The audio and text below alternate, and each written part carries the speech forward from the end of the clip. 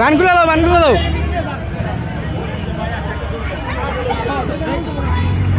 এরই মধ্যে আমাদের সামনে এটা গরু হঠাৎ ঘুমায় পড়লো।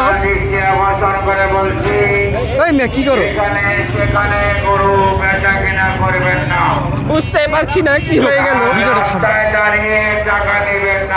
এক গরু আরেক গরু আপনার গরু বিক্রি করে কাউন্টারে এসে টাকা নেয় এবং ঘুমিয়ে পড়েছে। গনে বুঝে দেখে শুনে নিয়ে যান।